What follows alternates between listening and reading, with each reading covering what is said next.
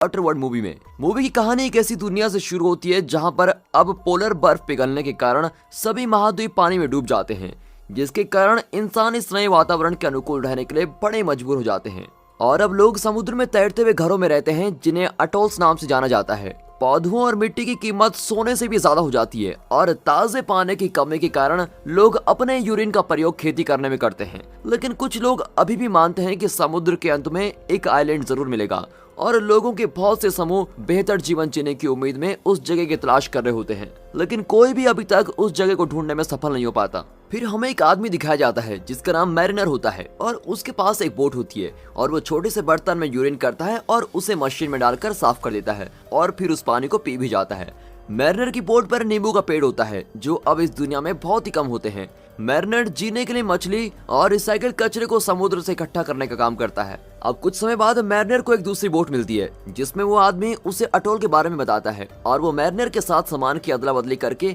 व्यापार करना चाहता है। पर मैरिनर को लगता है कि आदमी के पास बदले में देने के लिए कुछ भी नहीं है और उस पर उसको शक होने लगता है। फिर जल्दी मैरिनर को पता चलता है कि उस आदमी ने उसके सारे नींबू चुरा लिए हैं और तभी वहां पर लुटेरे आ जाते हैं और मैरिनर पर हमला करने की कोशिश करने लगते हैं। मैरिनर की बोट दिखने में बहुत ही एक कबाड़ की तरह लगती है, लेकिन चलने में बहुत ही तेज होती है जिसके कारण वो वहां से बच निकलता है, पर उस दूसरे आदमी को वो लुटेरे मार डालते हैं। फिर हम देखते हैं कि मैरिनर अटोल शहर के पास जाता है और उस शहर के चारों तरफ मेटल की बहुत ही ऊंची दीवारें होती है। मैरिनर उन लोगों को व्यापार के लिए मिट्टी दिखाता है जो कि बहुत ही कीमती होती है और इसको देखकर अटोल शहर के लोग उस मिट्टी के जार के बदले उसे 124 चिट्स देते हैं और उन चिट्स का प्रयोग करके वो एक औरत से टमाटर का पौधा और कुछ कबाड़ की चीजें खरीदता है और उस औरत का नाम हेलन होता है। फिर मैरिनर वहां से सामान खरीदकर अपनी बोट के पास जा रहा होता है, पर एक परिवार उसे उनकी बेटी के साथ संबंध बनाने को बोलता है, लेकिन मैरिनर ये करने से मना कर देता है और वहां से जाने लगता है।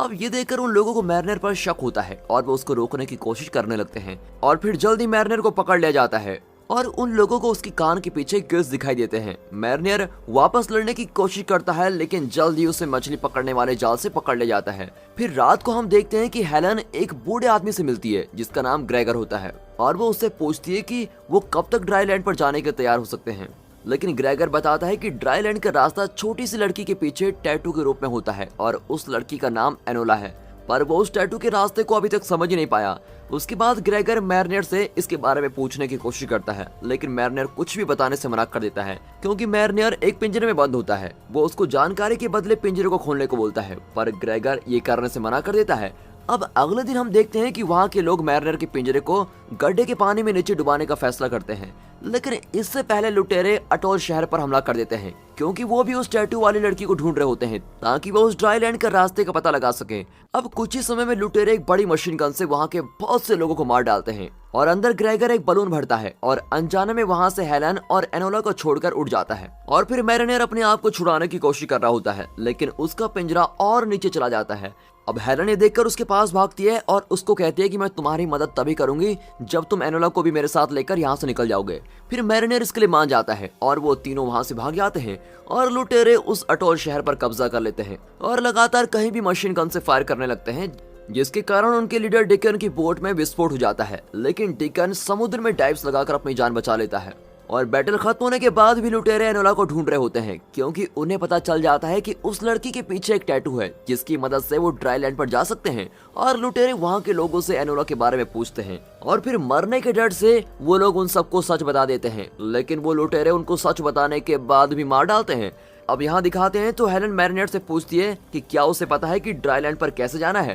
पर मैरिनर उसे बोलता है कि हमें एनोला को मारना होगा क्योंकि हमारे पास इतना पानी और खाना नहीं है। हेलन मैरिनर को ये करने से मना करती है और उसे एनोला के बदले अपने आप को मारने को बोलती है, लेकिन मैरिनर ये करने से भी मना कर देता है। फिर कुछ समय बाद मैरिनर एनोला को अपनी बोर्ड पर ड्राइंग करते हुए देखता है, जिसके कारण वो गुस्से में आकर उसको पानी में फेंक देता है और हेलन ये देखकर डर जाती है क्योंकि एनोला को बिल्कुल भी स्विम नहीं आती और वो उसको बचाने के लिए पानी में कूद जाती है। फिर मैरिनर पहले तो उसे पानी में छोड़कर चला जाता है, पर बाद में उन दोनों के लिए वो वापस भी आ जाता है, पर तभी वहाँ लुटेरे प्लेन में आ जाते हैं और उन पर हमला करने लगते हैं। मैरिनर हथियार लेने के लिए नीचे जाता है, पर इतने में हेलन एक बड़ी स्पेयर गन से लुटेरों के प्लेन पर हमला कर देती है और गन से एक मेटल की तार निकलती है जो सीधे प्लेन में जाकर लगती है, जिसके कारण वो प्लेन बोर्ड के चारों ओर चक्कर लगाने लगता है और फिर मैरिनर ये देखकर जल्दी से उस तार को काट देता है और लुटेरे उन पर शूट नहीं कर पाते, जिसके कारण वो वहाँ से चले जाते हैं। पर मैरिनर की बोट पूरी तरह से तबाह हो जाती है और वो गुस्से में आकर हेलन और एनोला के बाल काट देता है। और दूसरी तरफ दिखाते हैं तो डिकन को एनोला की जगह का पता चल जाता है और वो अपने आदमियों को उसको ढूंढने के लिए भेज देता है। फिर आगे जाते समय मैरिनर को एक दूसरी बोट दिखती है, उसमें एक आदमी होता है और उसके पास एक कीमती कागज होता है और वो मैरिनर से कागज के बदले हेलन को मांगता है। अब हेलन जाने से मना कर देती है पर मैरिनर मान जाता है और उसको भेज देता है। फिर वो आदमी हेलन को अपनी बोट में लेके जाता है और वहाँ मैरिनर उस कागज की जल्दी से जांच करके पता लगा लेता है कि ये कागज तो किसी काम का ही नहीं और जल्दी से उस आदमी की बोट पर जाकर सौदे के लिए मना कर देता है। अब ये देखकर वो आदमी चाकू निकाल लेता है और मैरिनर पर हमला करने की कोशिश करता है, पर मैरिनर उस आदमी को जान से मार डालता है। अब अगले सीन में हम देखते हैं कि मैरिनर मछली पकड़ने के लिए पानी में कूद जाता है और एक बहुत ही बड़ी मछली को अपने हथियार का प्रयोग करके मार डालता है और फिर सबके लिए खाना बनाने की तैयारी करता है। मैरिनर पहले उसके साथ अच्छे से बात नहीं करता, पर अब साथ रहने के कारण वो एनोला से अच्छे से बात करने लगता है और उसको स्विम करना भी सिखाता है और इस तरह मैरिनर और हेलन की दोस्ती अच्छी हो जाती है। अब कुछ समय बाद मैरिनर नोटिस करता है कि लुटेरे उनका पीछा कर रहे हैं और वो जल्दी से उनका पीछा छुड़ाने के लिए एक्स्ट्रा सेल पैराशूट्स का प्रयोग करके वहां से निकलने में सफल हो जाता है। और जब वे सुरक्षित हो जाते हैं तो मैरिनर हेलन से पूछता है। फिर हेलन उसे बताती है कि एनोला के पीछे जो टैटू है वो ड्राईलैंड के रास्ते का नक्शा है, पर मैरिनर उससे बोलता है कि ड्राईलैंड जैसी कोई जगह ही नहीं है। लेकिन हेलन उसकी बात का विश्वास नहीं करती, जिसके कारण मैरिनर उसे एक बड़े से बबल बॉक्स से बंद करके पानी में समुद्र के तल पर लेके जाता है और अपने गिल्स की मदद से पानी में सांस ले रहा होता है और हेलन को वो अतीत की दुनिया दिखाता है जो पूरी तरह से पानी से डूबी होती है और ऊपर एनोला बोर्ड पर उनका इंतजार कर रही होती है। तभी उसको पानी में कुछ दिखता है, जिसके कारण वो जल्दी से छुप जाती है। फिर जब मैरिनर और हेलन ऊपर आते हैं तो देखते हैं कि लुटेरों ने उनकी बोट पर कब्जा कर लिया होता है। फिर लुटेरा का लीडर डेकन उनसे एनोला के बारे में पूछता है, पर वो कुछ नहीं बताते। डेकन उन्हें मारने का नाटक करते हुए हवा में शूट करता है, जिसके कारण एनोला बाहर आ जाती है और लुटेरे उसको पकड़ लेते हैं। अब डेकन मैरिनर और हेलन को मारने का आदेश देता है, पर वो दोनों पानी में कूद जाते हैं और जब तक लुटेरे वहां से नहीं जाते तो पानी के अंदर मैरिनर अपने गिल्स की मदद से सांस लेकर हेलन को सांस देता है।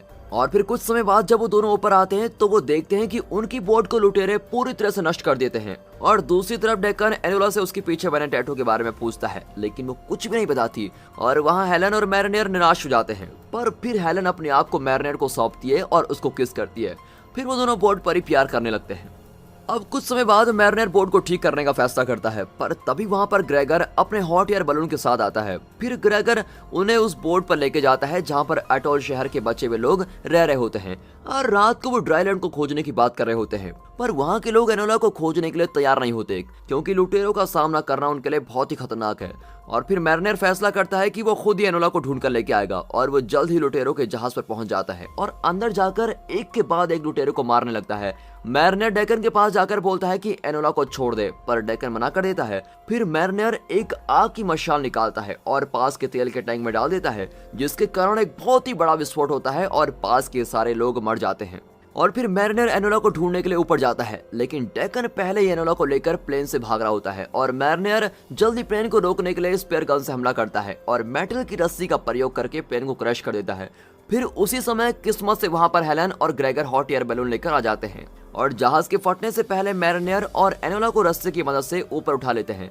पर डेकन भी रस्सी को पकड़कर ऊपर आने लगता है और हेलन उस पर एक भारी चीज गिराती है और एनोला उस पर किक मार देती है, जिसके कारण वो नीचे समुद्र में गिर जाता है। फिर डेकन जेट स्काई पर कूदकर हॉट एयर बलून पर गोली चला देता है, जिसके कारण फिर एनोला नीचे पानी में गिर जाती है और अब डेकन अपने आदमियों को उस लड़की को पकड़ने को बोलता है। लेकिन तभी मैरिनर ऊपर से कूद जाता है और एनोला को पकड़कर ऊपर लेके आता है और वो लुटेरे आपस में टकरा जाते हैं, जिसके कारण एक बहुत ही बड़ा विस्फोट होता है। फिर हम देखते हैं कि इस बार ग्रेगर एनोला के उस टैटू को समझ जाता है और वो ड्राईलैंड के रास्ते जाने लगते हैं और कई दिनों के उड़ान के बाद वो सब अपनी जिंदगी में पहली बार जमीन को देखते हैं। फिर थोड़ी देर बाद उन्हें वहां पर एक झोपड़ी मिलती है, जिसके अंदर 2 लोगों के कंकाल पड़े होते हैं और उन्हें वहां पर एक नक्शा भी दिखाई देता है, जो सेम नक्शा एनोला के पीछे भी बना होता है। और फिर पता चलता है कि ये झोपड़ी एनोला के परिवार की होती है और एनोला का परिवार उसे इस विश्वास से दूर भेजता है कि वो और लोगों को इस ड्राईलैंड पर लेके आएगी। अब इसके बाद हम देखते हैं कि मैरिनर को यहाँ पर बिल्कुल भी अच्छा नहीं लगता, क्योंकि वो पूरी तरह से इंसान नहीं होता और वो समुद्र में वापस जाना चाहता है।